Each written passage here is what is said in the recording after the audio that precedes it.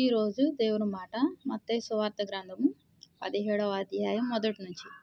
6 దినములైన తర్వాత యేసు పేతురును, యాకోబును, అతని సహోదరుడైన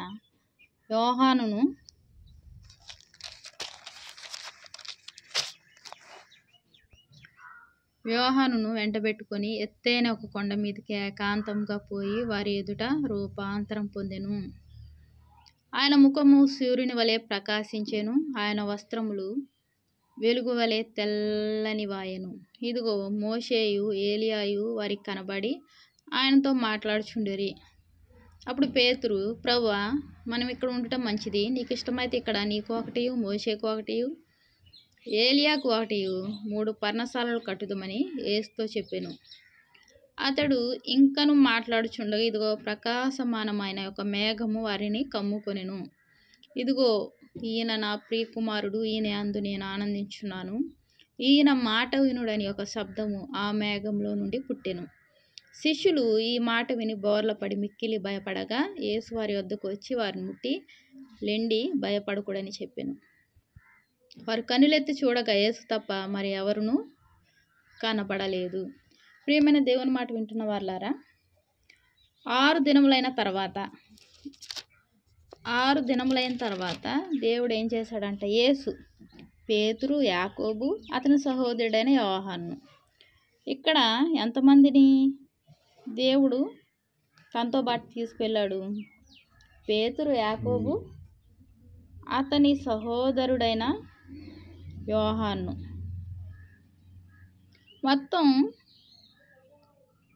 ముగ్గురిని ఆయన వెంట పెట్టుకొని తీసుకెళ్ళాడు. వెంట పెట్టుకొని ఎత్తైన ఒక కొండ మీదకి ఏకాంతముగా పోయి వారి ఎదుట రూపాంతరం పొందెను. రూపాంతరం అంటే మార్పు. దేవునిలో ఏం కలిగింది? రూపాంతరం అంటే దేవుడు శక్తి అక్కడ కనబడింది. రూపాంతరం పొందాడు దేవుడు. ఆయన ముఖము ఎలా ఉందంట? సూర్యుని వలె ప్రకాశించెను, ఆయన వస్త్రములు వెలుగు వలె తెల్లని వాయెను. ఇదిగో మోషేయు ఏలియాయు వారికి కనబడి ఆయనతో మాట్లాడుచుండిరి. ఎవరెవరు కనబడ్డారు? మోషేయు, ఏలియాయు. ఎవరితో మాట్లాడుతున్నారు? యేసయ్యతో. అప్పుడు పేతురు, ప్రభువా, మనం ఇక్కడ ఉండటం మంచిది. నీకు ఇష్టమైతే ఇక్కడ నీకు ఒకటియు, మోషేకు ఒకటియు, ఏలియాకు ఒకటియు 3 పర్ణశాలలు కట్టుదమని యేసుతో చెప్పెను. అతడు ఇంకనూ మాట్లాడుచుండగా ఇదిగో ప్రకాశమానమైన ఒక మేఘము వారిని కమ్ముకొనెను. పేతురు ఏమంటున్నాడు? అయ్యా, నీకొకటి, మోషేకొకటి, ఏలియాకొకటి పర్ణశాలలో 3 కడతాం, ఇక్కడ ఉండడం మంచిది అని చెప్తున్నాడు. ఎవరికి చెప్తున్నాడు? యేసయ్యతో చెప్తున్నాడు. 3 పర్ణశాలలు కట్టుదునని. పేతురే కడతాడంట. కట్టుదునని యేసయ్యతో చెప్తుంటే ఆయన ఇంకా మాట్లాడుచుండు. ఇదిగో ప్రకాశమానమైన ఒక మేఘం వారిని కమ్ముకొనెను. ఇదిగో ఈయన నా ప్రియ కుమారుడు, ఈయన యందు నేను ఆనందించున్నాను, ఈయన మాట వినుడని ఒక శబ్దము మేఘంలో నుండి పుట్టెను. ప్రియమైన దేవుని మాట వింటున్న వాళ్ళారా, అక్కడ ఏం కమ్ముకుంది? ప్రకాశమానమైన మేఘము ఒకటి వారిని కమ్ముకుంది. అక్కడ ఆ మేఘం కమ్ముకున్న తర్వాత ఒక శబ్దం వినపడుతుంది. ఎవరికి వినపడుతుంది? అక్కడ ఉన్న వారందరికీ వినపడుతుంది. ఇదిగో, ఏమని వినపడుతుంది చూడండి. ఇదిగో ఈయన నా ప్రియ కుమారుడు, ఈయన యందు నేను ఆనందించున్నాను, ఈయన మాట వినుడని ఒక శబ్దము ఆ మేఘంలో నుండి పుట్టెను. తండ్రి కుమార్ని లోకానికి పంపించాడు. మన శాపాలని, పాపాలని తుడిచివేయడానికి ఏం చేశాడు? ఆయన సిలువలో ప్రాణాన్ని అర్పించు నిమిత్తము తన ప్రియమైన కుమార్ని ఈ లోకానికి పంపించడం జరిగింది. ఎప్పుడైతే దేవుని యొక్క శిష్యులు అక్కడ కొండ మీదకి వెళ్ళారో, దేవుడు యేసయ్య వారిని వెంట పెట్టుకొని వెళ్ళారు. ఎవరెవరు? పేతురు, ఇంకా యోహాను,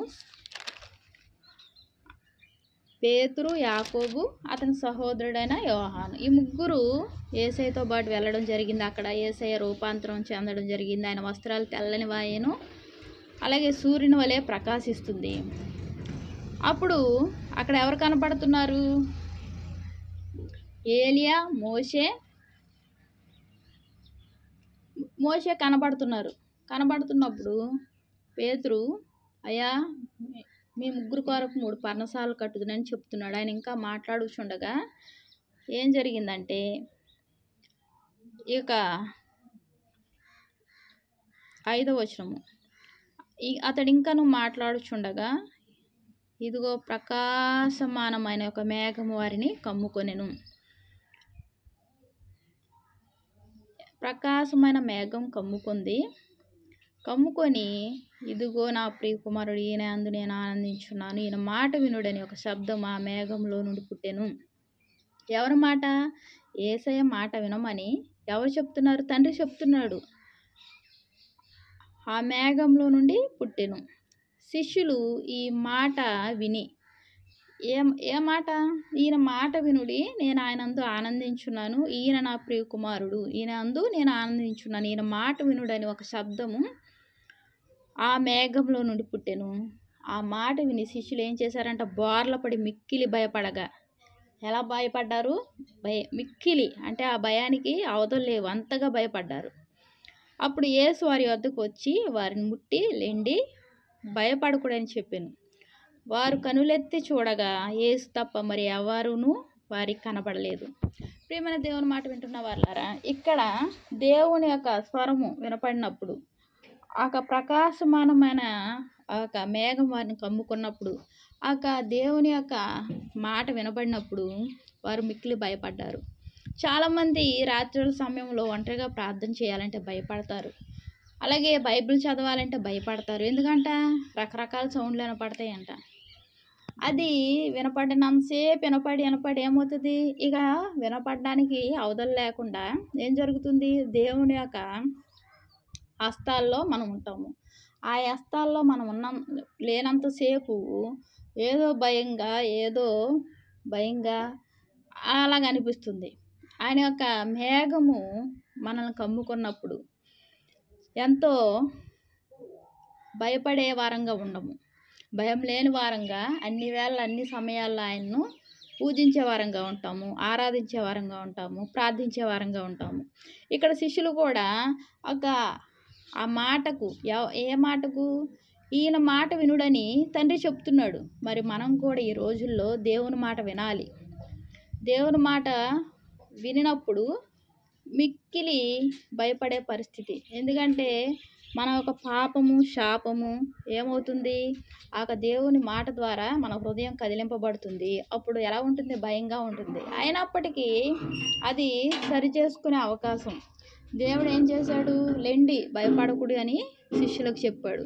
మరి అదే రీతిగా దేవుని మాట వినడానికి భయపడకూడదు, విని సరిచేసుకునే వారంగా ఉండాలి. విని మన జీవితాలు మార్చుకునే వారంగా ఉండాలి. నులివెచ్చని స్థితిలో ఉండకుండా సరైన త్రోవలో ఉండే వారంగా ఉండాలి. ఈ రీతిగా ఉంటే దేవుని యొక్క కృప, దేవుని యొక్క ఆశీర్వాదాలు నిండుగా మెండుగా పొందుకొని ఈ లోకయాత్రలో సాగిపోయే వారంగా ఉంటాం. దేవునికి వందనాలు. ప్రార్థన చేసుకుందాం. మహాప్రేమ గల తండ్రి, కృపగల ఆయన, నీకేనో వందనాలు, స్తోత్రాలయ. ఈయన నా ప్రియ కుమారుడు, ఈయన యందు నేను ఆనందించున్నాను, ఈయన మాట వినుడని ఒక శబ్దము శిష్యులకు వినపడింది ప్రభా. వారు మిక్కిలి భయపడ్డారు తండ్రి. ఈనాడు ప్రభా నీ మాటలు వినపడినప్పుడు ప్రభా నాయన తండ్రి, మేము కూడా ప్రభా భయపడటం కాదు కానీ ప్రభా యేసయ్య, నీ త్రోవలో నీ వెలుగులో తండ్రి నాయన నడిచే కృపను మాకు అనుగ్రహించండి. వాక్యం వింటున్న ప్రతి ఒక్కరిని ఆశీర్వదించండి, దీవించండి ప్రభా. శిష్యుల వలె మేము కూడా భయపడే పరిస్థితులు తండ్రి నీలో ఇంకా అనుభవం కలిగి నీలో జీవిస్తే ప్రభా అన్ని వేళ అన్ని సమయాల్లో కూడా ప్రార్థించుకునే శక్తిని అనుగ్రహిస్తావు ప్రభా. కృపగల దేవా, నీ కృపను బట్టి వందనాలు చెల్లించుకుంటూ నా ప్రభుని ప్రియరక్షకుడు అయిన యేసుక్రీస్తు వారి నామంలో అతి వినయంగా బ్రతిమలాడి వేడుకుంటున్నాను తండ్రి. ఆమేన్. ప్రైజ్.